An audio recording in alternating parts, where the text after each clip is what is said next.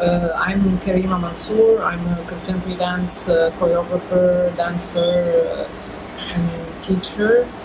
It's what I studied. It's what I do, and briefly, I created my dance company in '99.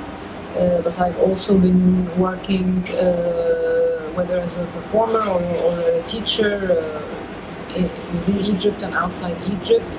I've always worked as an independent artist. After the revolution or during the revolution, I was appointed artistic director for to create the project of Cairo Contemporary Dance Center, which is a 3-year full-time professional dance training program that I had submitted and was accepted and accordingly implemented. The project was launched in 2012, and since we have been working. Nevertheless, I also decided and realized that after many years of working as an individual independent artist, I realized that after a certain while you reach a point where you are not able to grow anymore because of the lack of funding and the lack of support and the lack of infrastructure, if you like.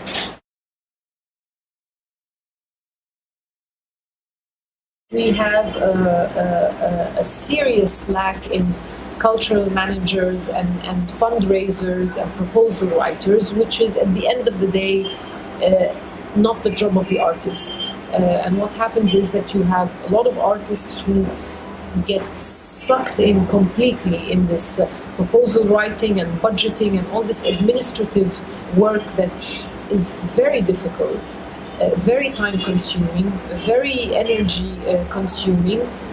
It's not their job. All they want to do is to do their art. But then on the other hand, you have funders, and it's understandable, who have their administrative issues and the bureaucracy, and the paper needs to be filled in like this, and the budget needs to be written like that, and there are keywords that we look for in a budget, and if you don't write the keyword, whether you're good or not, we don't care, but the text has to be like that. And not everybody is able to do that, or wants to do that, or is capable of doing that, and it is in no way a judgment on the artist or the work they have to offer. So there is a little bit of a confusion. So what happens is that it's a question of, the rich are getting richer and the poor are getting poorer. So you have those who are sort of established, and because they are constantly getting support, they become bigger and stronger and much more, the infrastructure grows, and they have the administrators, and they have the proposal writers, and they have their funders, so they become much stronger. So of course they are able to apply for more funds, and of course accordingly they get them. And then you have another part where struggling artists who have very good ideas and proposals, but they don't necessarily have this kind of administrative support, so they end up not getting the support. And once again, we have a very unbalanced situation, which does not, at the end of the day, serve those who live in the country and who are trying to create something. And what is required from funders is to take that into consideration, because at the moment what happens is that they're not interested. There is an agenda with a certain date and a certain amount that needs to be spent at this time, and without realizing the consequences. It's a fine line between having the funding go to the same source all the time, and which the other side of the coin of little funds to different people and no continuity. So it needs to be somewhere in between, where to ensure that those you support get to be supported for a good period of time until they are standing on their feet and are strong. But then when it's time to go, it's time to go. And between giving little bouts of funding to people where they do something and then they can't finish it. I think this is an eternal question. Who needs who? It's like the artist-producer relationship, the festival director-artist relationship, curator-artist relationship. The curator thinks the artist can't live without them, and the artist thinks the curator can't live without them, and vice versa. The fact of the matter is they both need each other. The curator will not exist and the producer will not exist without the artist, and the artist will not exist without outlets. But having said that, I think some people play the game to the extent that they lose themselves and they lose, the integrity and the vision, and it becomes about, yes, feeding the meat market. Some people refuse it completely until they find themselves in a space where do I go, what do I do? Some people try to navigate, and it's a question of start, stop, start, stop, start, stop.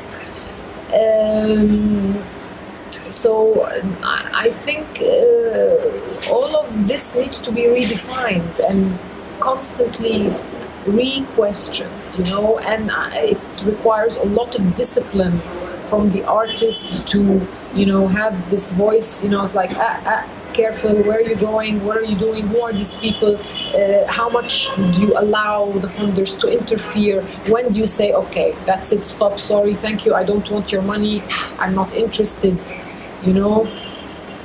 This, I think, is the job of the artist. We also need to take responsibility a little bit. It's not like, give me the money, and it doesn't work like this, and then we complain, and then, no.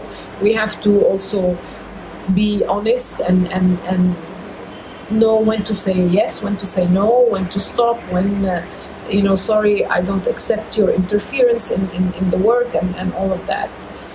But also, I think, part of our responsibility is to create different outlets, because then we are constantly dependent on these people, and we also have to be aware that there are fashions.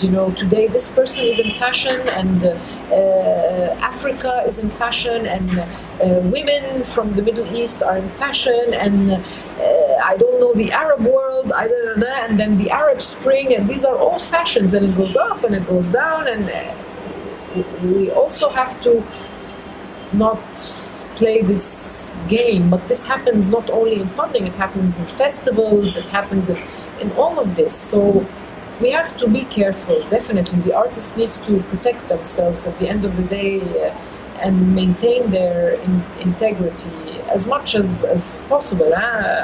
Some people try, some people don't. Some people care, some people don't.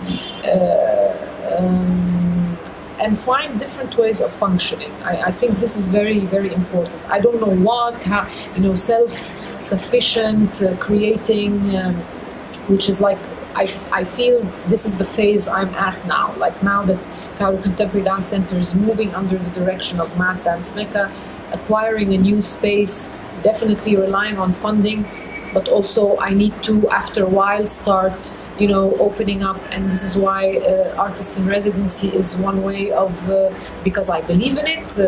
I am somebody who has benefited from it, whether going abroad and having a residency and being able to create my work, because here there was no possibility of doing that. But I also realized that there's a lot of interest from the West to come here because it's an exciting place with a lot of inspiration. We also have to start understanding that, like in regards to this imbalance of relationships, we as Egyptian, Arab, Middle Eastern, African, whatever it is, politically you want to call us, we have to start realizing that we are very important for the West, because the West is now looking for inspiration. It's a little bit dead.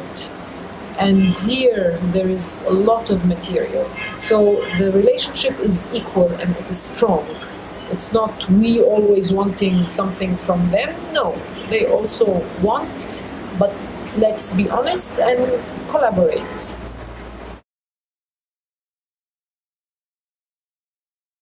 The idea of connecting, geographically and information and where it's south-south, north-south, and all of that already is a very good idea, and it needs to happen because it's crazy that it doesn't happen. All these neighboring countries. It doesn't mean that we have to work with each other, but at least be informed, and who knows. And also, I think first to be informed, and then whether something comes out of it or not, because also this imposing of cultural exchange, and this artist has to work with that artist, otherwise you don't get the funding. And I have suffered from that myself as an artist, and sometimes you're in a position where, but I'm not really interested in working with this artist, or maybe we don't, but you have to, because otherwise you don't get the fund, and this is again where there's a point where you have to say, okay, enough, stop, I'm not interested in this. So it's not because we're from neighboring countries that we necessarily also want to collaborate. This is another misconception. We are different countries, different mentalities, different socio-political background, different legalities, whatever. But it doesn't mean there isn't an interest. It's as interesting there as it is, with Iceland. I don't know. We need to also diffuse these borders a little bit, especially in this kind of dialogue.